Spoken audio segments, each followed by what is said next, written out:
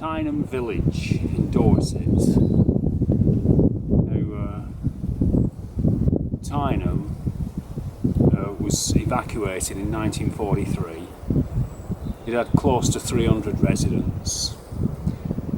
The army wanted to use the area as a firing range. They were getting ready for D-Day. So there's always been a firing range close by, but they wanted to extend it. So they evacuated everybody out of the village in 1943 on Christmas Eve. I think they had about 2 weeks' notice, that was it. And they were promised that they could return to the village once the war was over with. But that never happened. You know, and they were campaigning to get back into their houses, get back to the land that they've lived on for generations, you know, right up until the 1970s. You know, it never happened. I mean, it's still evacuated now, it's a deserted village. It's a real sad story, really. But it's got a double meaning, really, because, you know, the campaigners understood that if they got the village back in the 70s off the army, the land would be plowed over, you know, it would have been intensively farmed, you know, and it would have been brought up to modern standards. And today would have been gone, it would have just been holiday cottages, just another faceless village, really. So as it stands, you know, the campaigners kind of threw the towel in, understanding that this area would be left as you know, an unspoiled, you know, natural environment. I mean, this would have sprung up since then, you know. I'll take you through the village after, but I'm going to go and cook a bit of breakfast, lunch, whatever you want to call it, and then we'll have a walk around the village. I was hoping to do a bit of camping here tonight. I've come with a tent, a gear, you know, I was going to do an overnighter, but it's a firing range. It's military land, it's owned by the government, and they close the gates when it goes dark, so they're buggered, really. I'm going to find somewhere to camp out tonight on the beach, but I'm going to have to change my plan. So while I'm here, you know, like I say, I'm going to do a bit of cooking now, and then we'll have a walk around the village, and then I need to find somewhere to camp, because it goes dark real quick right there, and I've got to move my van, so there you go.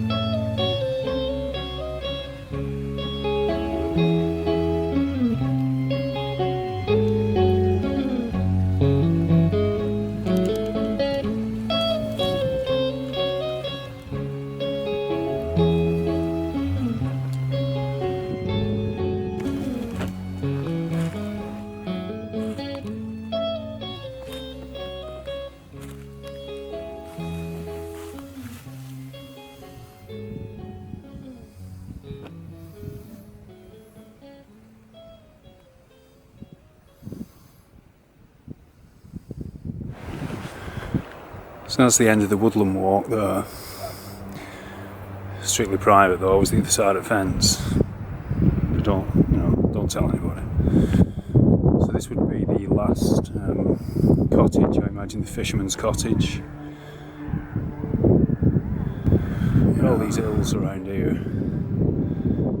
they've all got tanks, jars and stuff. Tanks shoot at.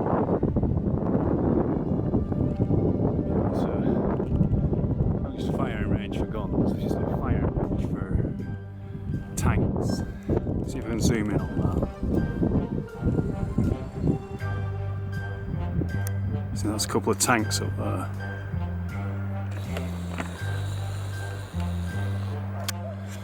Yeah, I'll try and get up close to a few later on.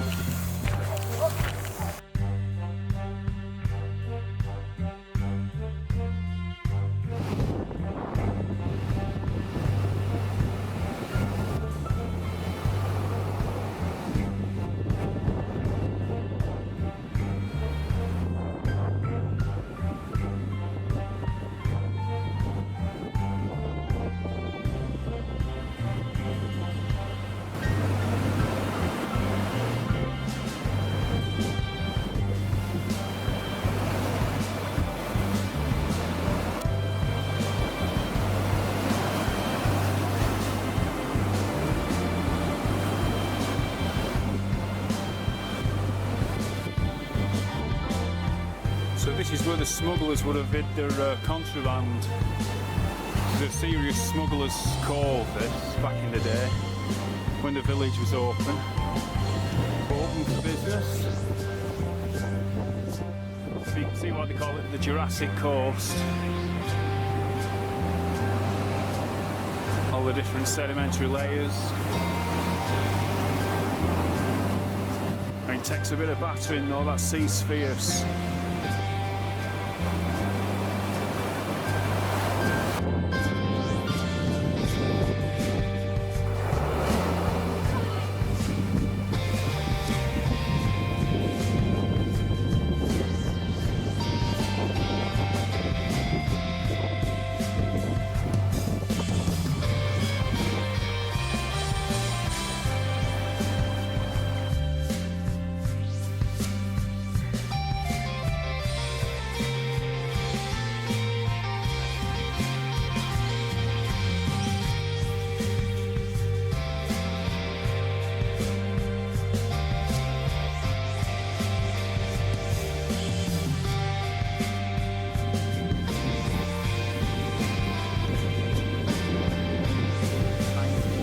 Vehicles go to die.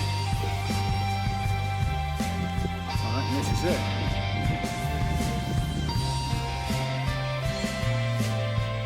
Little tank range, that line there is for the target to run along.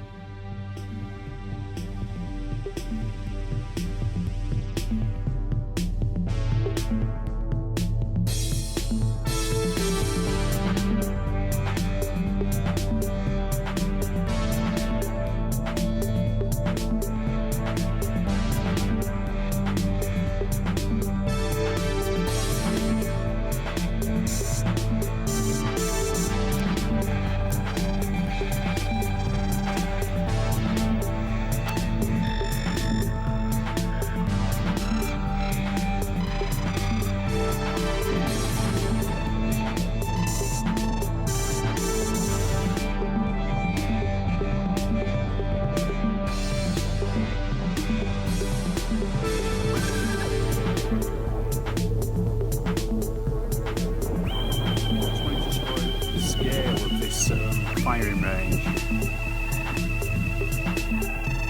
I mean, there's targets over there a good 2-3 mile away. Tanks all dotted about here. I mean, I've just come from that over there. Not a bit of a slip up really. I should have gone back to coast, but I came out onto the road and I've given myself a 5 mile walk back to town. Go back to Tyneham Village. So you can see this is where the tree. So it's not just the village that's closed off, it's the road as well. You know, there's shrapnel all over that hillside there. Exploded tanks. Well, it's an interesting area, but a lot of destruction. Right, so there's Tyneham Village.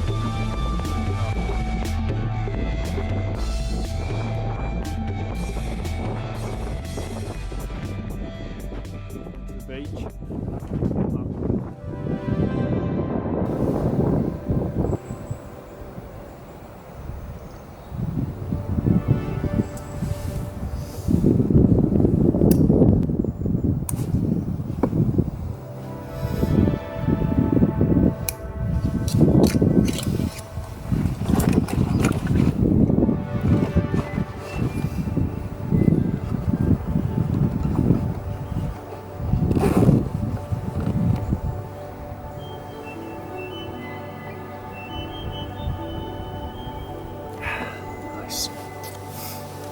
Right, so here we are, village of Tyneham.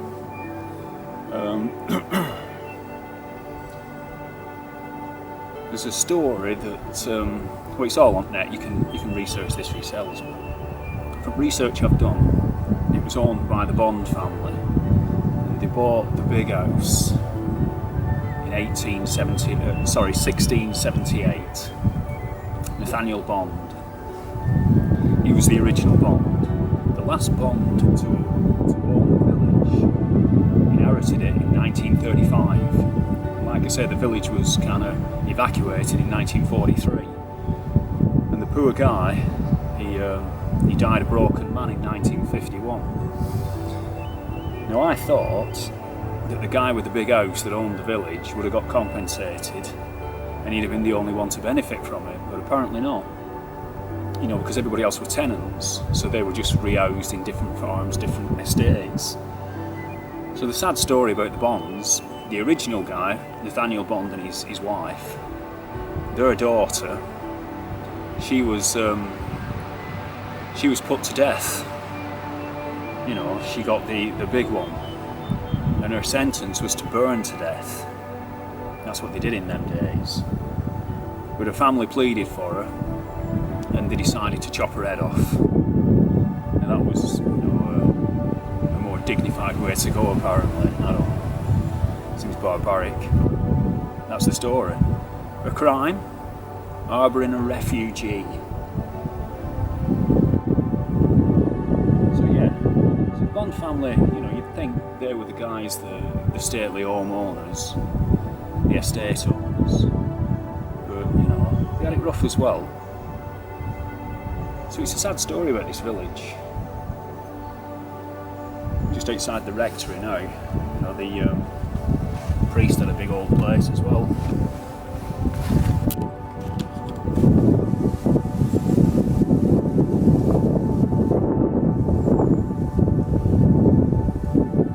So this is the rectory. Try and get a bit close to that picture. There you go. That's what it looked like in its former glory. There's the old dude. His lovely family.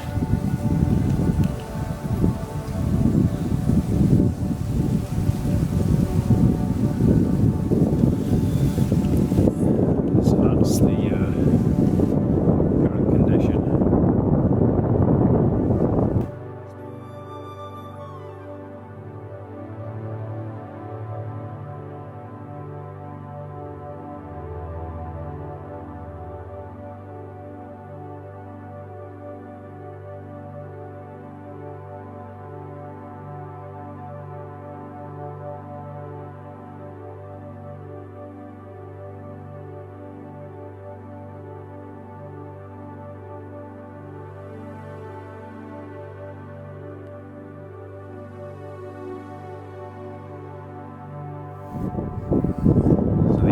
like farm cottages.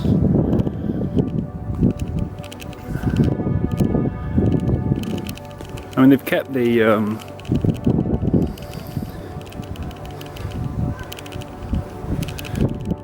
schoolhouse and the church and some farm buildings up together.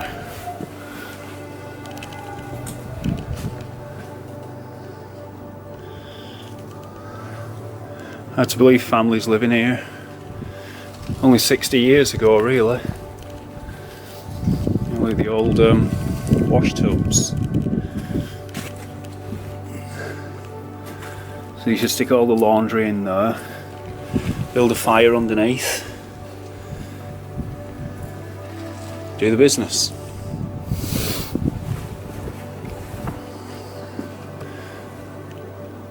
So look how low the ceilings would have been, because that's an upstairs fireplace. All stone paved. Oh, it's the laundry cottages. Should have known, really, with the wash house. So again, there you go in its former glory.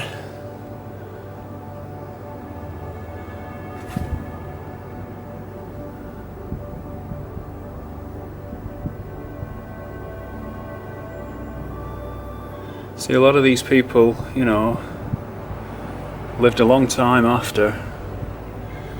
I mean, some of them obviously didn't.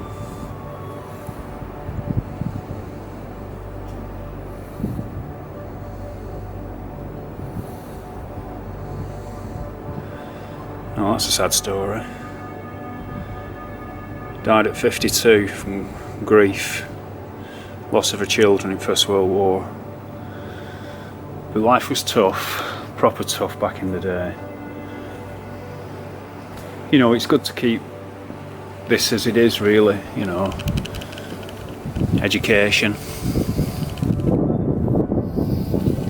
So that's the laundry cottages. Don't know what we've got down there. Have a stroll. See, sun's come out.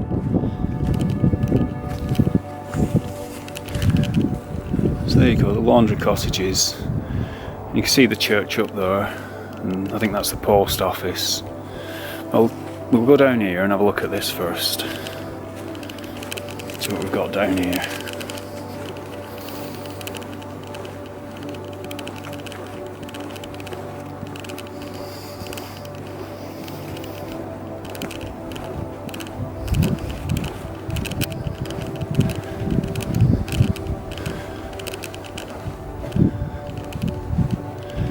See, there's remains of outhouses and, you know, stuff's just, the trees have just grown through everything.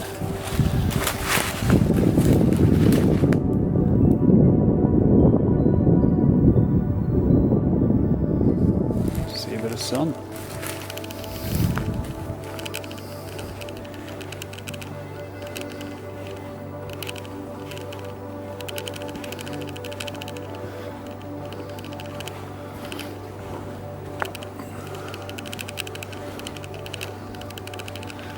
See, so that's the woodland walk.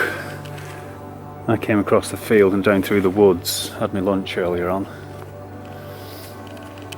You know, I did a big walk, much further than I expected, to be honest.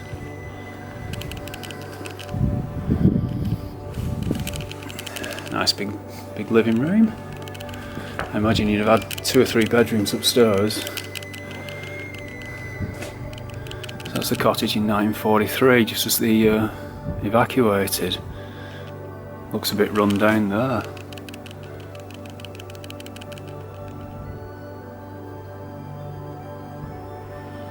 Home for the Wellman family.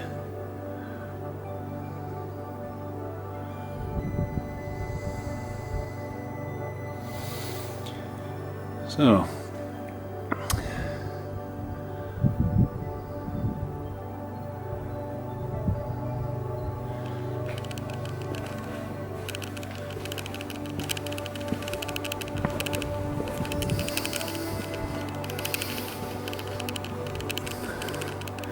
it would have been 2 houses.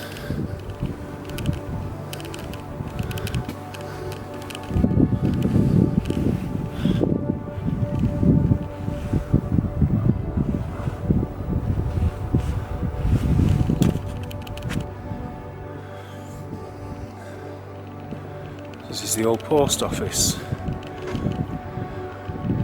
Oh, I thought that were Doc Cotton then.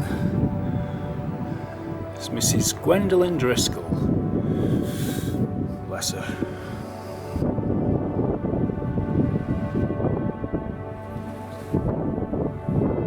Little Rex.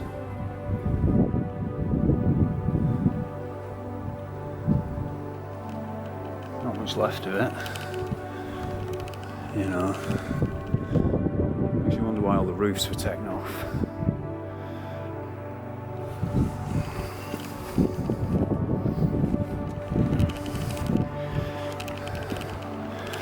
Well, this is interesting. Kimmeridge 221.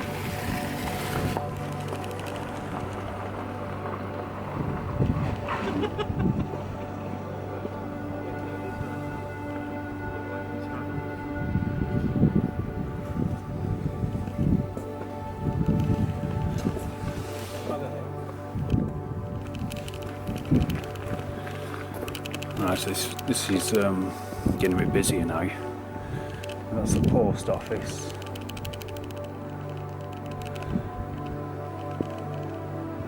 Imagine the farm cottages. Yeah, labourers' cottages.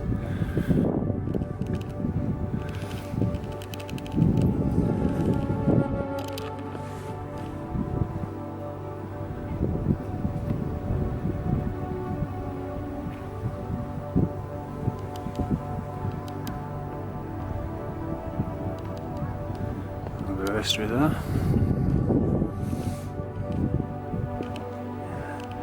As you can see, it's you got the old telegraph poles.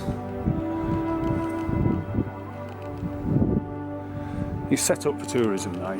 Oh, look at the daffs. Seems like spring has sprung.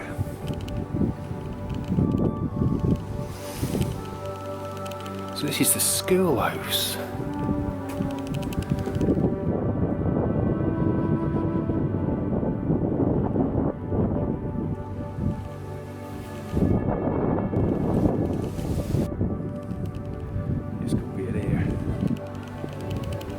It's not derelict, so there's only the school and the church that's not derelict.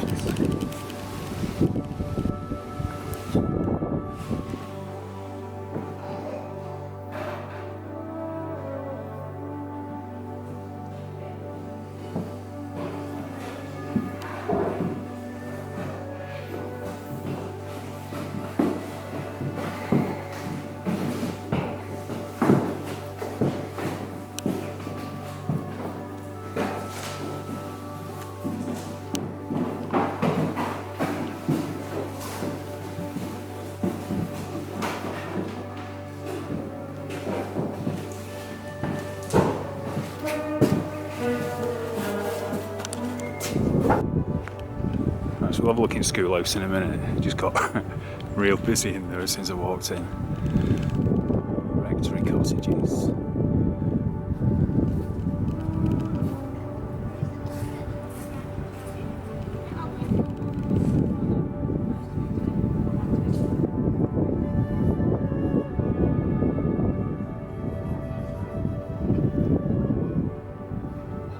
So, this little girl here is the mother of this lady here.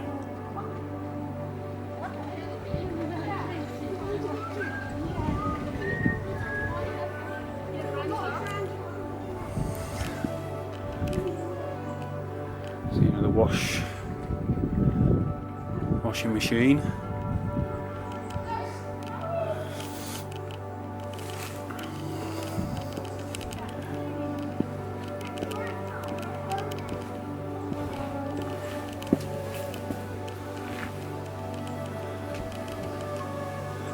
Tiny little window there.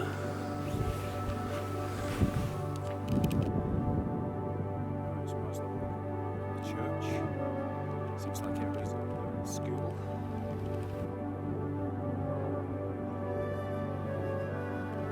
It's really old. It's the Bond family. It was first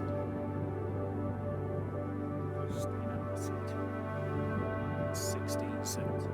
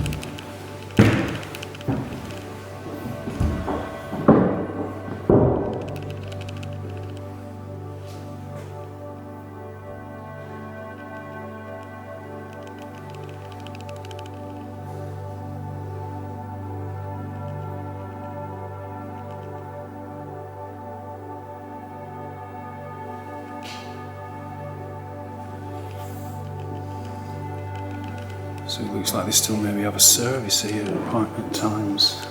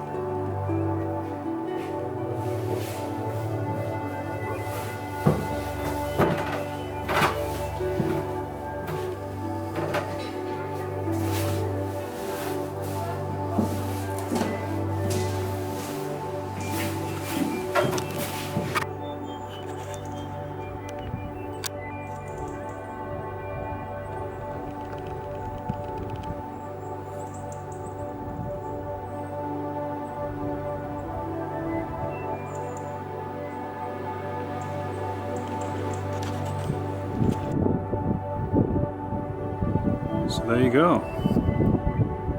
Tyneham Village. Still got the jack up.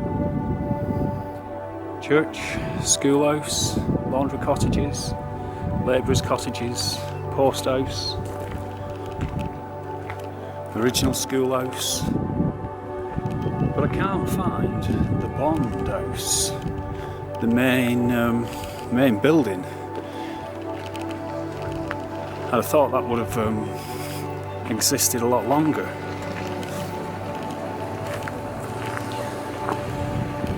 But not to be.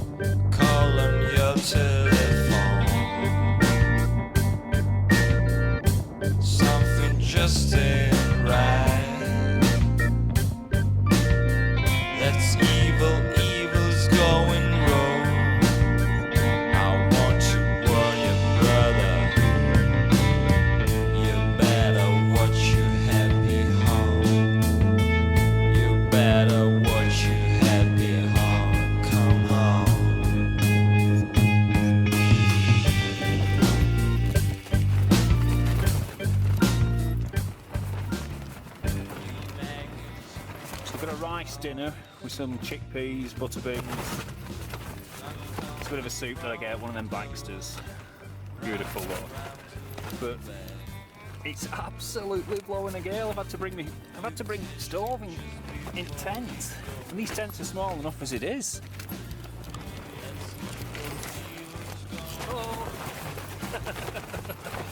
You don't have to be mad to be here. By hell it helps. Well, it's good, doesn't it?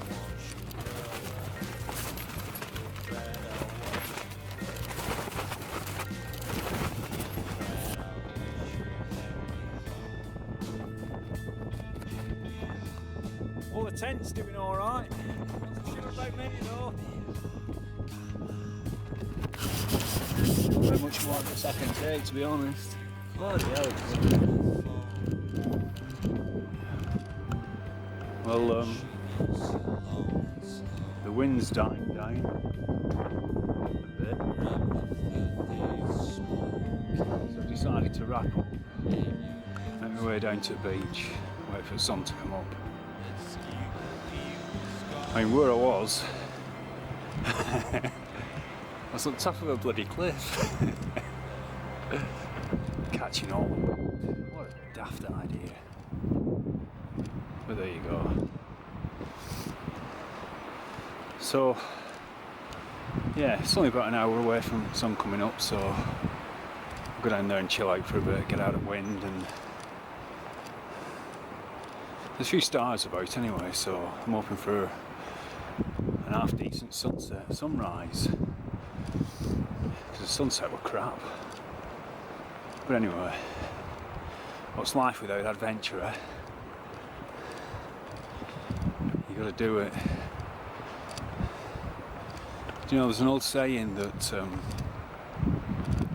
routine is the enemy of time because it makes it go so quick. So break out of your routine and do something extraordinary, because this is it. You know what I mean? Middle of December, well, coming to end of December. What a nutter. But the thing is about trips like this, it leaves a smile on my face for days, sometimes weeks after. That's the beauty of it.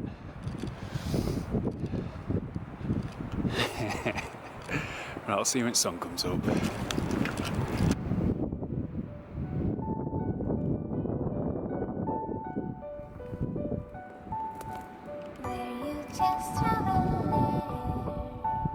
Well, you know what they say, red sky in the morning. It's a bit of a warning. Once in the darkness you were right by my Beautiful.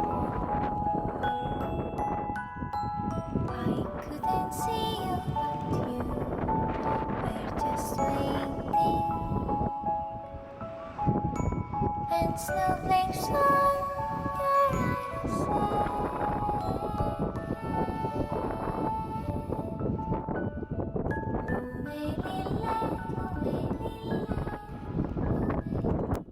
I just couldn't lie in the tent any longer. It was like the longest night in my life. So I thought I'd pack up early and make a walk up here. Durdle Door, look at